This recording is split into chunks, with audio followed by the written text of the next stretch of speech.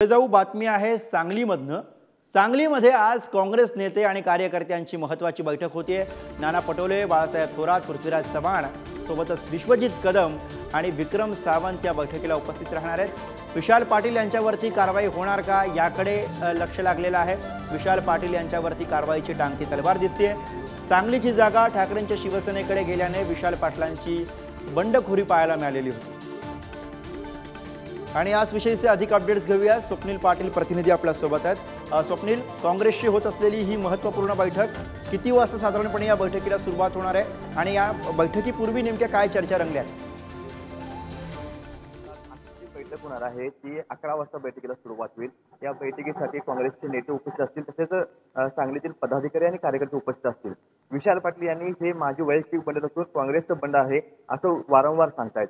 त्यामुळे सध्या सांगलीतील कार्यकर्त्यांमध्ये संभ्रमावस्था निर्माण झाली आहे। त्यामुळे महाविकास आघाडीमधून काँग्रेसची जी भूमिका आहे ती कार्यकर्त्यांपर्यंत पोहोचावी यासाठी ही आजची बैठक आयोजित केलेली आहे।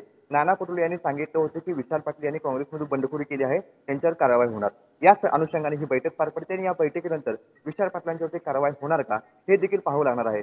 दरम्यान या बैठकीमध्ये काँग्रेसचे जे कार्यकर्ते आहेत त्यांचं म्हणणं काँग्रेस नेते ऐकून घेणार आहेत। बरोबर, त्यामुळे आज सांगलीमध्ये काँग्रेस नेमकं काय निर्णय घेणार हे बघायचं। धन्यवाद या सगळ्या सविस्तर माहितीसाठी।